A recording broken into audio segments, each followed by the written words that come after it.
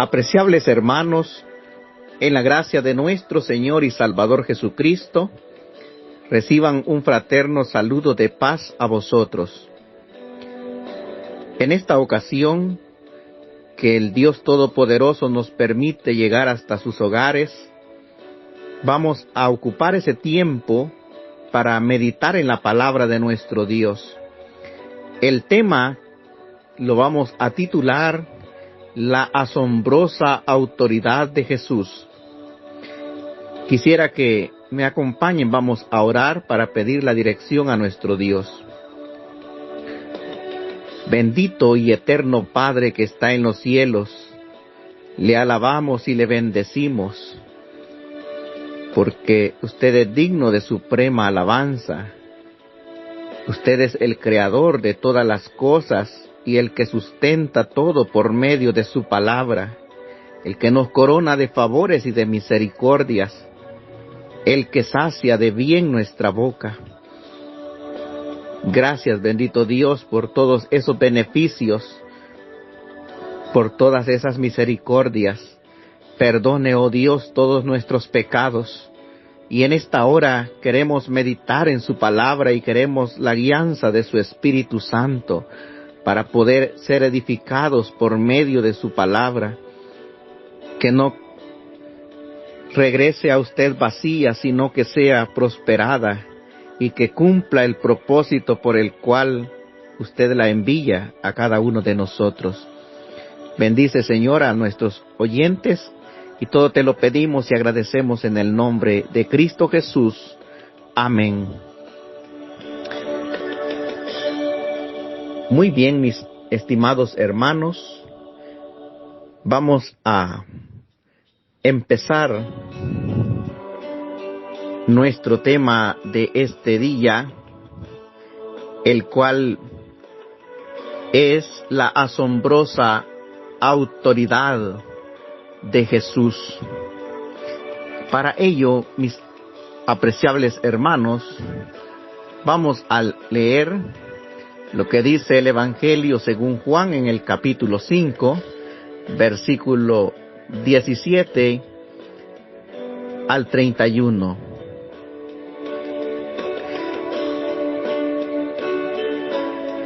Y Jesús les respondió: Mi Padre hasta ahora trabaja y yo trabajo. Por esto los judíos aún más procuraban matarle, porque no solo quebrantaba el día de reposo, sino también decía que Dios era su propio Padre, haciéndose igual a Dios. Respondió Jesús y les dijo: de cierto os digo, no puede el Hijo hacer nada por sí mismo, sino lo que ve hacer al Padre, porque todo lo que el Padre hace también lo hace el Hijo igualmente. Porque el Padre ama al Hijo y le muestra todas las cosas que Él hace, y mayores obras que ésta les mostrará, de modo que vosotros os maravilléis. Porque como el Padre levanta a los muertos y les da vida, así también el Hijo a los que quiere da vida. Porque el Padre a nadie juzga, sino que todo el juicio dio al Hijo, para que todos honren al Hijo como honran al Padre. El que no honra al Hijo, no honra al Padre que le envió. De cierto os digo, el que oye mi palabra y cree al que me envió tiene vida eterna, y no vendrá a condenación, mas ha pasado de muerte a vida.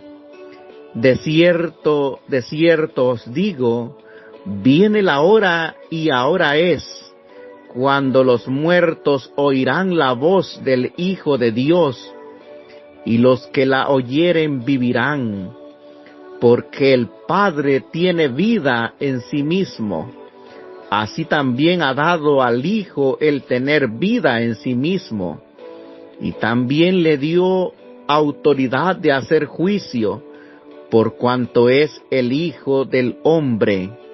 No os maravilléis de esto, porque vendrá hora cuando todos los que están en los sepulcros oirán su voz, y los que hicieron lo bueno saldrán a resurrección de vida, mas los que hicieron lo malo a resurrección de condenación.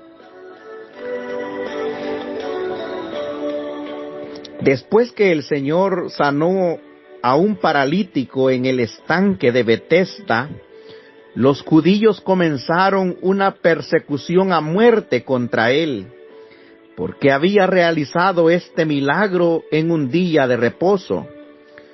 Lo que Jesús había quebrantado no era el mandamiento bíblico, sino la absurda interpretación que ellos le daban al día de reposo.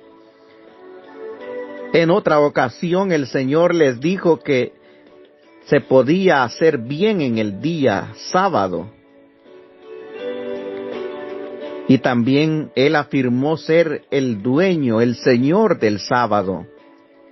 ¿Qué quiso decir entonces Jesús al decir mi Padre hasta ahora trabaja y yo trabajo? ¿No dice la Escritura que después de los 6 días de creación, Dios descansó en el 7º día? El descanso de Dios en el 7º día fue para el beneficio del hombre.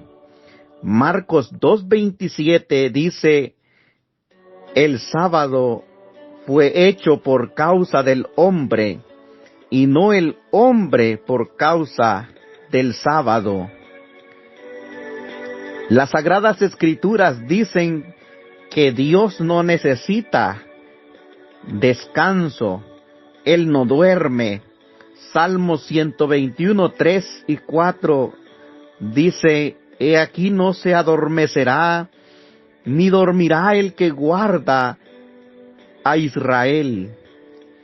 Aunque Él descansó el 7º día después de haber creado todas las cosas, Él nunca dejó de preservar y de gobernar lo que había formado, pues nada puede continuar existiendo o responder al propósito propuesto por la bondad y sabiduría divina sin la energía continua de Dios.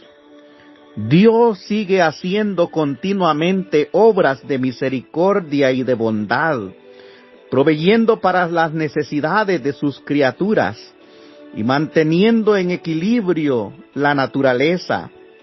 Todo esto, por supuesto, en medio de las terribles consecuencias que el pecado ha introducido en nuestro mundo. Si Dios suspendiese su obra por un momento, todo el mundo se vería envuelto en una confusión y un caos tremendo. La razón por la que el mismo Hijo se hizo hombre y vino a este mundo fue precisamente con ese mismo fin. Sus milagros de sanidad evidenciaban el deseo de nuestro Dios de restaurar al hombre de las graves consecuencias y del efecto que el pecado había traído sobre éste. Y la sanidad del paralítico de Betesda era un buen ejemplo de ello. Aquel hombre había vuelto a disfrutar de un día de reposo después de 40 años. Ahora bien, el propósito de Dios era hacer algo mucho más grande y definitivo. Las sanidades milagrosas que Jesús llevó a cabo, o las resurrecciones, o sacar fuera a los demonios, solo eran pequeñas muestras de lo que realmente Él se proponía hacer. Él había venido a solucionar el problema desde la raíz, lo cual implicaba acabar con el pecado a través de su muerte. Por lo tanto, El Padre y el Hijo seguían trabajando con este propósito. Así que si los judíos iban a acusar a Jesús de violar el día de reposo, tendrían que hacer lo mismo con su Padre. Su alusión a Dios como su Padre encendió mucho la ira de aquellos judíos. ¿Por qué habrá sido esta reacción? Ellos se dieron cuenta perfectamente de que Jesús se estaba refiriendo al Padre de un modo exclusivo y único. Él estaba afirmando que Dios era su Padre en un sentido especial. Él estaba afirmando que Él participaba de la misma naturaleza de su Padre. Si observamos cuidadosamente, Él no negó la veracidad de la deducción que hicieron los judíos, que hicieron aquellos fariseos cuando dijeron: tú te haces semejante a Dios o igual a Dios. Él en ningún momento rechazó su procedencia divina, la autoridad que él tenía.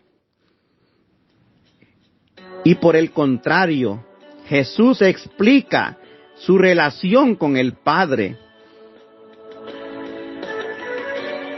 Él les dice: no puede el Hijo hacer nada por sí mismo, sino lo que ve hacer al Padre, porque todo lo que el Padre hace, también lo hace el Hijo igualmente.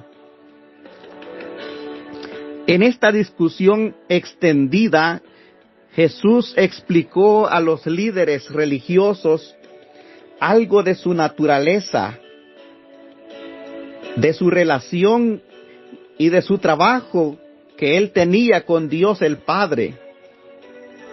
Y gracias a estos textos sagrados tenemos bastante información sobre la relación entre Dios el Padre y su Hijo Jesucristo. Él dice: no puede el Hijo hacer nada por sí mismo. Jesús explicó que el Hijo no hace nada independientemente, sino que está totalmente sometido a la voluntad de su Padre. Y esta sumisión es por elección, no es por la fuerza, no es por coerción, sino porque el Padre y el Hijo tienen un mismo propósito, que es redimir a la humanidad. Correspondiente a la controversia del día de descanso discutida en los versículos anteriores, esta era la manera de Jesús de decir que Él no le dijo al hombre sanado que llevara su lecho con su propia autoridad. Lo hizo en completa sumisión a Dios el Padre. Todo lo que el Padre hace, también lo hace el Hijo igualmente. Jesús explicó su obra como un reflejo perfecto de la voluntad de Dios el Padre. Y con esto nos muestra que su poder no está en competencia con la del Padre, sino que sus obras son hechas en humildad y dependencia del Padre. Nosotros como seres humanos, a veces nos cuesta entender esta relación que existe entre el Padre y el Hijo. Pero en esta relación lo que logramos ver es una perfecta unión entre el Padre y el Hijo. Dos voluntades que se unen en una sola.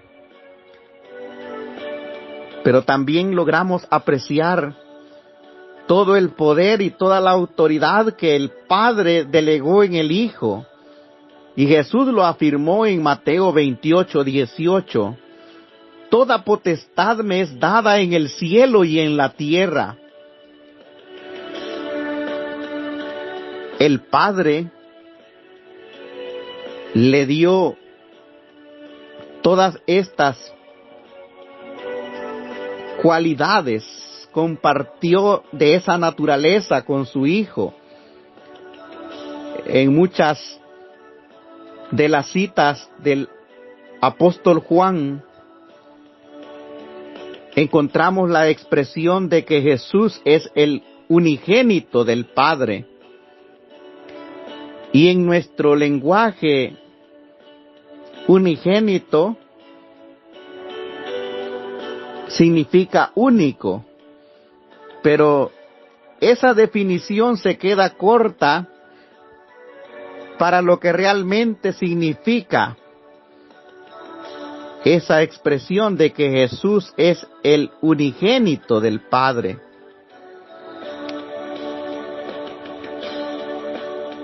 Esa palabra unigénito viene del griego monógenes y hace referencia a que Jesús es el único de su tipo o de su clase, es el único en su género. Juan 3:16 dice, porque de tal manera amó Dios al mundo que ha dado a su Hijo unigénito, para que todo aquel que en Él cree no se pierda, mas tenga la vida eterna. Jesús es ese Hijo que comparte la esencia de la naturaleza del Padre, comparte esa divinidad. Juan es el único escritor del Nuevo Testamento que usa esta palabra en referencia a Jesús. En Juan 1:14 también ahí dice, y aquel verbo fue hecho carne y habitó entre nosotros, y vimos su gloria, gloria como la del unigénito del Padre, lleno de gracia y de verdad. Jesús es la imagen del Padre, es quien ha dado a conocer a su Padre. A Dios el Padre nadie le ha visto jamás, ni nadie ha escuchado su voz, sino el unigénito, el que estaba en su seno, Él le declaró, Él le ha dado a conocer. Jesús entonces es de la misma naturaleza del Padre. Ahora, Jesús menciona que Él depende de su Padre. Él recibe la autoridad del Padre. Y por lo tanto Él dice en Juan 14:28, habéis oído lo que yo os he dicho, voy y vuelvo a vosotros. Si me amarais, os habríais regocijado, porque he dicho que voy al Padre, porque el Padre mayor es que yo. Estas declaraciones que el mismo Jesús hizo no son bien vistas por aquellos que creen en la Trinidad, pues estos creen en una coigualdad del Padre y el Hijo. Hay atributos que únicamente le pertenecen al Padre. Por ejemplo, el atributo de ser eterno, que significa que no tiene principio ni fin. Jesús tuvo un principio, Él es el principio de la creación de Dios. Y también tiene un fin de autoridad. Podemos leer en Primera de Corintios capítulo 15, verso 24, dice, luego el fin, cuando entregue el reino al Dios y Padre, cuando haya suprimido todo dominio, toda autoridad y potencia, porque preciso es que Él, o sea Jesús, reine hasta que haya puesto a todos sus enemigos debajo de sus pies. Y el postrer enemigo que será destruido es la muerte, porque todas las cosas las sujetó debajo de sus pies. Y cuando dice todas las cosas han sido sujetas a Él, claramente se exceptúa a aquel que sujetó a Él todas las cosas. Pero luego que todas las cosas les estén sujetas, entonces también el Hijo mismo se sujetará al que le sujetó a Él todas las cosas, para que Dios sea en todos y en todo. La autoridad que el Padre le ha conferido al Hijo de gobernar sobre todas las cosas que están en los cielos y en la tierra, esa autoridad exceptúa al Padre. Es decir, el Padre no está sujeto a la autoridad del Hijo. Universalmente hay una jerarquía. Dios es la cabeza de Cristo, y Cristo la cabeza del hombre, y el hombre la cabeza de la mujer. Entonces, vemos una jerarquía en las Santas Escrituras, y el Hijo mismo lo reconoció. Mi Padre es mayor que yo. Pero como el Padre le ama, el Padre le ha dado una asombrosa autoridad a su Hijo, y le muestra todas las cosas que Él hace. Jesús había afirmado que Él hace lo que ve hacer al Padre, y añade que el Padre le ama y le muestra todas las cosas que Él hace. Para poder hacer estas afirmaciones, el Hijo ha de tener continuo acceso al Padre y un completo conocimiento de lo que sucede en el cielo. Por supuesto, alguien que tiene este grado de conocimiento de Dios, necesariamente tiene que ser Dios. No hay otra manera de explicarlo. Y Juan 1:1 ya ahí se expresa que en el principio era el Verbo, y el Verbo era con Dios, y el Verbo era Dios. Entonces, Jesús da a conocer a aquellos fariseos su procedencia divina, su naturaleza, su esencia como el Hijo de Dios. Además, el hecho de mostrar todas las cosas indica también la plena confianza y cooperación que existe entre el Padre y el Hijo. Por supuesto que Dios también revela su secreto a sus siervos, los profetas, según Amós 3:7. Pero lo que Jesús está diciendo en cuanto a sí mismo va mucho más allá de lo que ningún profeta hubiera pretendido nunca. El mismo Señor lo explicó en otra ocasión. Mateo 11:27.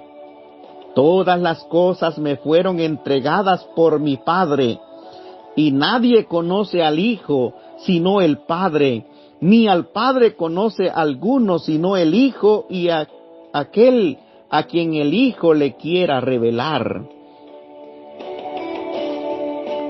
El Hijo ha recibido de su Padre. Por lo tanto, el Padre es mayor al Hijo. Las obras que el Hijo hace son aquellas que el Padre hace y le muestra. Y aparte, Jesús anuncia, afirma, y mayores obras que éstas les mostrará, de modo que vosotros os maravilléis. ¿A qué obra se refería? Bueno, los judíos acababan de contemplar cómo el Señor había restaurado completamente la salud de aquel paralítico. Lo había hecho caminar. Eso, desde luego, era un gran milagro. Pero Jesús les dice que ellos iban a ver cosas mayores. Y en los siguientes versículos, Él les va a explicar que el Hijo de Dios tiene el poder para levantar a los muertos. También tiene la potestad de hacer juicio. Les dice, como el Padre levanta a los muertos y les da vida, así también el Hijo a los que quiere da vida. A lo largo de toda la Escritura, la facultad de dar vida es una prerrogativa divina. Y al hacer esta afirmación, Jesús nuevamente se está colocando en el nivel de Dios. Y es que es el Dios con nosotros. Él es Emmanuel. Es cierto que hubo profetas como Elías y Eliseo que resucitaron muertos, pero lo que el Señor está declarando aquí es su poder vivificador a un nivel mucho más elevado. Aquellos profetas eran simplemente mediadores, mientras que el Señor alude a su propia autoridad para dar vida a los que quiere.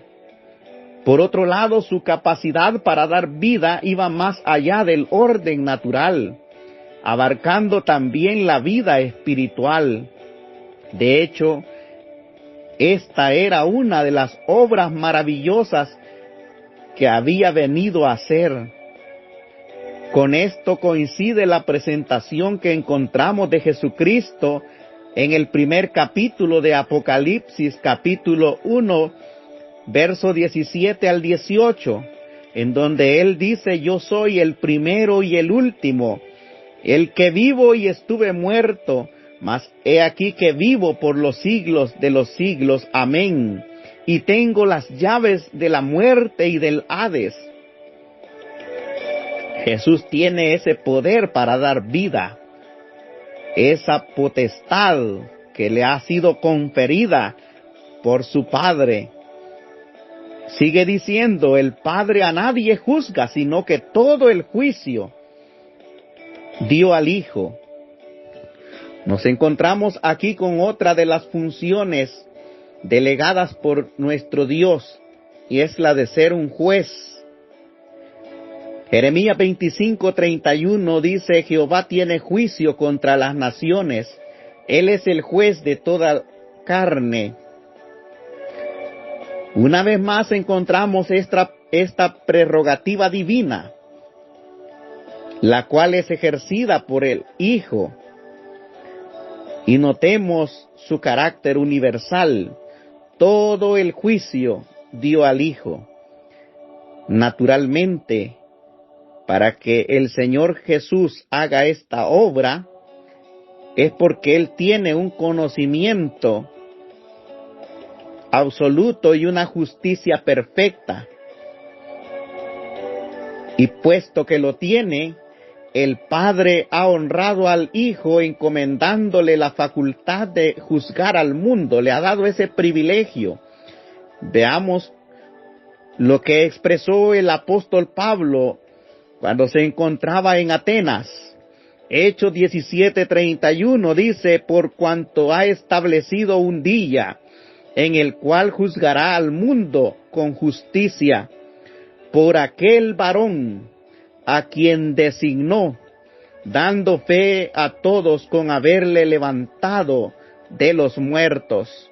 Aquí vemos cómo el apóstol menciona a Jesucristo como el designado por Dios para ejecutar ese juicio, para ser ese juez. Ahora bien, para nosotros la idea de juzgar se limita al concepto de un juez sentado en un tribunal. Pero cuando examinamos el Antiguo Testamento nos damos cuenta que su significado es mucho más amplio y que va ligado con la posición de un rey. Veamos cómo el salmista asocia los dos conceptos de juez y rey en la persona de Dios. Salmo 96:10 dice: Decid entre las naciones, Jehová reina. También afirmó el mundo, no será conmovido, juzgará a los pueblos en justicia. Y Salmo 98, 4 al 9, añade más: cantad alegres a Jehová toda la tierra, levantad la voz y aplaudid y cantad salmos a Jehová con arpa y voz de cántico, aclamad con trompetas y sonidos de bocina, delante del Rey, Jehová. Brame el mar y su plenitud, el mundo y los que en él habitan. Los ríos batan las manos, los montes, todos hagan regocijo delante de Jehová, porque vino a juzgar la tierra, juzgará al mundo con justicia y a los pueblos con rectitud. Por lo tanto, el Hijo no solo es el juez de toda la tierra, sino también su Rey supremo. El Padre le ha dado este honor para que Él juzgue en su venida y en su reino. Él será el Rey de reyes y Señor de señores, y el que ha de juzgar a vivos y muertos. Sigue diciendo nuestra lectura, para que todos honren al Hijo como honran al Padre. Aquí se nos explica la razón por la que el Padre ha entregado todo el juicio en las manos de su Hijo. Y añade algo muy importante, que los judíos que lo escucharon en aquel momento no querían aceptar. El que no honra al Hijo no honra al Padre que le envió. Ellos pretendían honrar a Dios, al mismo tiempo que rechazaban y querían dar muerte a su Hijo, y esto es imposible. Ahora bien, observemos que la forma en la que debemos honrar al Hijo es la misma en la que honramos al Padre. El Padre quiere que se le rinda al Hijo adoración, así como se le rinde a Él. Pues el mismo Padre le ha dado toda potestad, y el Hijo es la esencia misma de su sustancia, es la imagen fiel del Padre. Por ello, más adelante, Felipe le dice a Jesús: muéstranos al Padre y nos basta. Y Jesús le dice: tanto tiempo he estado con vosotros, el que me ha visto a mí, ha visto a mi Padre. Porque Jesús es la imagen, es la esencia misma de la sustancia, es de la misma naturaleza del Padre, comparten un mismo propósito. En la oración que Jesús hiciera, Él expresó: para que todos sean uno, así como tú y yo, Padre, somos uno. No es que fueran un mismo ser, sino eran uno en cuanto al propósito, eran uno en cuanto al deseo de salvar a la humanidad. Continuemos leyendo nuestra lectura base. De cierto digo, el que oye mi palabra y cree al que me envió tiene vida eterna. Sobre la base de la dignidad y autoridad que el Hijo tiene, su palabra debe de ser oída y aceptada como divina. Él es aquel profeta que Dios había anunciado por medio de Moisés y al que se debía oír para vivir. Allá en Deuteronomio 18 al 19 dice: profeta les levantaré de en medio de sus hermanos, como tú, y pondré mis palabras en su boca, y él les hablará todo lo que yo les mandare. Mas a cualquiera que no oyere mis palabras que él hablare en mi nombre, yo le pediré cuenta. Oír la palabra de Jesús significa no solo escucharla, sino que también recibirla como palabra de Dios, creerla y obedecerla. Solo esa forma de oír es la que trae salvación eterna para el hombre. Por supuesto, además de oír al Hijo, hay que creer también en el que le envió. Y el que cree al que ha enviado a Jesús, es decir, al Padre, este tiene vida eterna. Hay que creer en el Hijo como también en el Padre. Vemos que no se puede separar la fe en el Hijo de la fe en aquel que le envió. Y luego dice, y no vendrá condenación, mas ha pasado de muerte a vida. La vida eterna que Cristo nos ofrece a los que creemos en Él, comienza ahora, en este momento presente. Fijémonos que Él no dijo tendrá vida eterna, sino tiene vida eterna. Añade que ese estado es permanente, de no venir más a condenación, sino que se ha dado un traslado, ha pasado de muerte a vida. El pensamiento aquí es que quien cree en Cristo no será condenado. Esto solo es posible cuando hemos dado lugar al Hijo de Dios para entrar en nuestras vidas y le obedecemos. Y Él, por otro lado, perdona nuestros pecados, los borra con la preciosa sangre que ha derramado, de tal manera que somos justificados delante de Dios, somos declarados sin culpa. En Cristo nosotros encontramos una nueva relación con Dios y el temor de la condenación eterna desaparece y en su lugar disfrutamos de ese amor de Dios en nuestros corazones, la cual se hace real por medio de la presencia del Espíritu Santo, el cual nos confirma, nos da esa confianza, esa seguridad de que somos hijos de Dios y por el cual clamamos, Abba Padre. Jesús dijo, viene la hora y ahora es cuando los muertos oirán la voz del Hijo de Dios. Una vez más el Señor introduce otra nueva declaración de la forma más solemne. De cierto digo. El tema sigue siendo el mismo. Está tratando acerca del estado espiritual de las personas. Y así hemos de entender los conceptos muerte y vida. Y también el concepto de condenación. Entonces, cuando dice que los muertos oirán la voz del Hijo de Dios, es porque nosotros, antes de venir al Señor, estamos muertos en delitos y pecados, según Efesios capítulo 2, versículo 1. Pero Cristo nos da vida juntamente con Él. Aquellos que estábamos separados de Dios, como aquel hijo pródigo que estaba lejos de su padre, estaba muerto, estaba perdido. Por eso el padre dijo, nuestro hijo estaba muerto y ahora vive. Se había perdido y ha sido hallado. Más adelante el Señor va a decir, también los que están en los sepulcros oirán su voz y saldrán a resurrección. Pero en esta referencia que acabamos de leer, está hablando en términos espirituales cuando dice, vendrá hora y ahora es cuando los muertos oirán la voz del Hijo de Dios.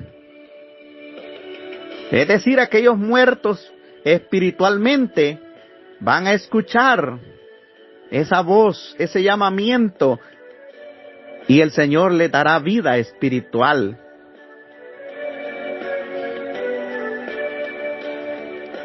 Llegará un día cuando, lógicamente, también moriremos físicamente. Y al final de la trompeta, la voz del Hijo de Dios nos resucitará para vida o para condenación. Pero en el tiempo presente en el que estamos viviendo, amados hermanos, las personas están muertas en sus delitos y pecados. Y estas pueden escuchar la voz de Dios y reaccionar de dos formas. Una es aceptando y la otra es rechazando. obedeciendo o siendo rebeldes. De hecho, esta es la primera resurrección en el orden espiritual. Cuando una persona se bautiza, muere al pecado, pero vuelve a la vida, resucita a la vida de Dios. Algunos opinan que los que están muertos no pueden oír la voz de Dios, a menos que previamente sean regenerados por Dios. Pero lo que aquí dice el Señor Jesús es que estando en la condición de muertos, en delitos y pecados, podemos escuchar su voz y podemos reaccionar a esa voz. ¿Cómo puede una persona escuchar la voz del Hijo de Dios? Por otras partes de las Escrituras sabemos que Dios nos habla por medio de su palabra escrita. El apóstol Pablo afirmaba que la fe viene por el oír y el oír palabra de Dios. Por eso es que exhortaba a Timoteo a que predicara la palabra a tiempo y fuera de tiempo. La persona que es puesta en contacto con la palabra de Dios puede ser salva por esa palabra viva y eficaz. De ahí es la importancia de predicar la palabra de Dios, de hacer oír a este mundo de esa voz tierna y dulce del Señor Jesús que está llamando. Y los que la oyeren vivirán. Algunos piensan que los muertos que oyen la voz del Hijo de Dios son únicamente los que han sido elegidos por Dios de antemano. Pero nada de eso se indica aquí. De hecho, lo que se resalta aquí es que los muertos, espiritualmente hablando, tienen libre albedrío para aceptar o para rechazar el Evangelio. De tal modo que los que están muertos espiritualmente y oigan la voz del Hijo de Dios, vivirán. Aquellos que con fe se alleguen a Él vivirán. Dios ha hecho todo lo que tenía que hacer. Y ahora la responsabilidad es del ser humano, de oír su voz y de creer, para no venir a condenación. Luego dice, como el Padre tiene vida en sí mismo, también ha dado al Hijo tener vida en sí mismo. El Padre es la única fuente de vida auténtica. Él es un ser eterno, que no tiene principio ni tiene fin. Él es de eternidad a eternidad, pero también le ha dado al Hijo, le ha dado tener vida en sí mismo. En Cristo la vida de Dios ha sido manifestada a los hombres. Según Primera de Juan 1:2 dice, porque la vida fue manifestada y la hemos visto y testificamos y os anunciamos la vida eterna, la cual estaba en el Padre y se nos manifestó. Decía que Jesús no cumple en una totalidad el atributo de eterno porque tiene fin de autoridad y tuvo fin también o intercesión de días. Murió y estuvo sepultado 3 días y 3 noches. En cambio el Padre nunca muere. No tiene principio ni fin ni intercesión de días. Ahora veamos algo más que el Padre le ha confiado al Hijo y es darle autoridad de hacer juicio por cuanto es el Hijo del hombre. Anteriormente había dicho que el Padre a nadie juzga, sino que todo el juicio lo dio al Hijo, para que todos honren al Hijo como honran al Padre. Por lo tanto, allí vimos que el propósito de Dios al dar todo el juicio al Hijo es para que todos lo honren como lo honran a Él. Ahora nos va a explicar la razón por la que le dio esta autoridad de hacer juicio. Por cuanto es, dice, el Hijo del Hombre. El título Hijo del Hombre aparece en forma profética en el libro del profeta Daniel y fue usada muchas veces esta expresión por el Señor Jesús. Y en cierto sentido servía para enfatizar su naturaleza humana, pero también era un título mesiánico que anunciaba su suprema autoridad sobre los hombres. Veamos la referencia en el Antiguo Testamento, en el libro del profeta Daniel. Miraba yo en la visión de noche, y aquí con las nubes del cielo venía uno como el Hijo del Hombre, que vino hasta el anciano de días, y le hicieron acercarse delante de él, y le fue dado dominio, gloria y reino, para que todos los pueblos, naciones y lenguas le sirvieran. Su dominio es dominio eterno que nunca pasará, y su reino uno que no será destruido. La autoridad de Jesús para hacer juicio está relacionada con su título de Hijo de Hombre. Como el Mesías prometido, como el ungido de Dios, le pertenece la decisión final en cuanto al destino del hombre. Y como hombre perfecto participa de la naturaleza, o participó de la naturaleza de aquellos que han de ser juzgados.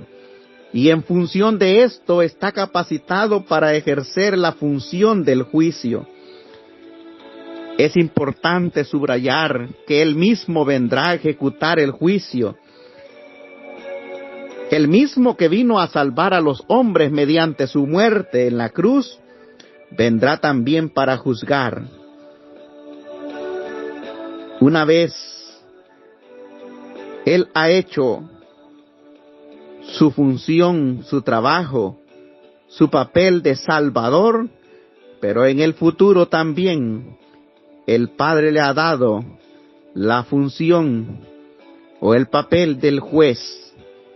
Hoy Él se presenta ante nosotros como nuestro Salvador, como el mediador entre Dios y los hombres. En aquel día Él será el juez de toda la tierra, que juzgará con justicia y verdad.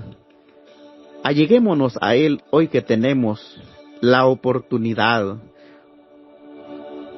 A través de este tema hemos visto cómo el Padre le ha dado al Hijo toda potestad.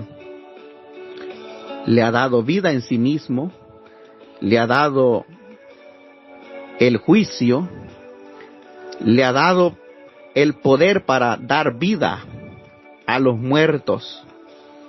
Él nos dio vida a nosotros, muertos en delitos y pecados.